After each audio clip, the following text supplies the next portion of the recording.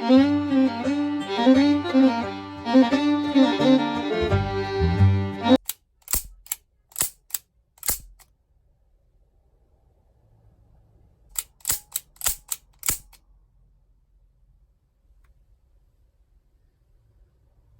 y'all, so I want to make a quick but in-depth video talking about what's actually going on with my Smith Wesson 329 PD.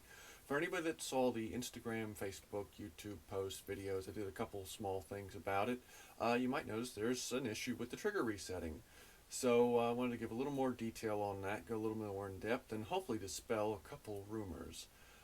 So basically what happened was I bought the gun in January and put only a couple hundred rounds through it. Long story short, I bought it from one of my favorite gun shops. It's closing, so I figured I'd buy one last gun from them, go to their range one last time, put 200 rounds through it, really didn't notice any issues. Second time I took it to the range, I went to a different range, and that's when I started noticing the trigger reset issue. So I called up Smith. Now this was my third gun going back to them.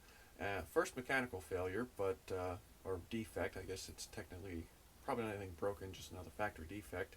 But third gun going back to them for that, and that I was upset, as politely as I could possibly explain to them. The $1,300 MSRP gun was having factory defect issues. So the guy reassured me, as they always do, they're going to get it fixed, send it in, blah, blah, blah, blah, blah, whatever, whatever.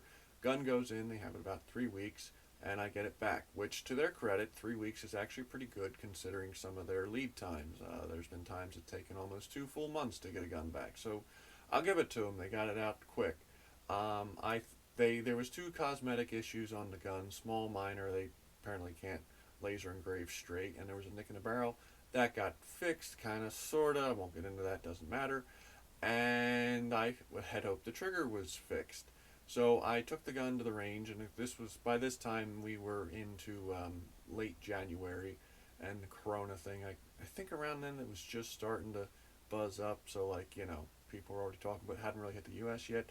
So I hit the range one last time, outdoor range, put literally 2 cylinders worth of ammo through it. Gun did have any issues. I'm like, oh good, gun fixed. So now we're fast forward in a week or so into Corona, and no ranges to go to. All are closed here in the state of Pennsylvania.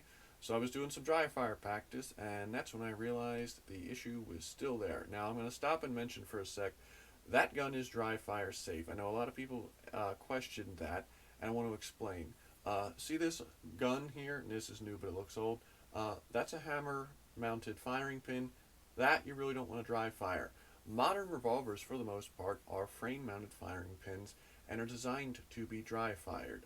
You can go look at any competition shooter, especially like, I don't know, Jerry Mitchellak. He dry fires a million times, doesn't worry. And the modern good guns are designed to be dry fired, just like any other Glock or Colt or anything else out there. If you don't believe me, call your manufacturer, or better yet, just look in your owner's manual. So we've done with that, moving on. So I realized the issue was still there, and at that point in time I took that video because I was curious, because a couple people, when I first talked about it before it went back the first time, said that, asked if I was short stroking it, which I didn't think I was because I've shot plenty of revolvers, but you never know. I figured maybe I'm screwing up, let's rule it out. So I videotaped myself. Turns out I'm not short stroking it, turns out it is just triggers being screwed up.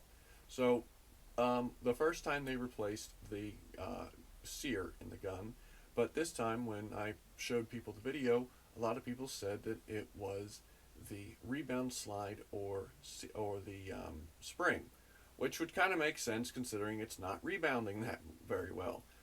So I took that information, put that in with the note going into them, and in fact emailed them the video of the gun locking up, and I explained to them, since your gun tech gave it a clean bill of health and sent it back to me out the door, forcing me to have to wait for FedEx to sign so I could sign for it, for 5 hours sitting downstairs waiting, which is always exciting.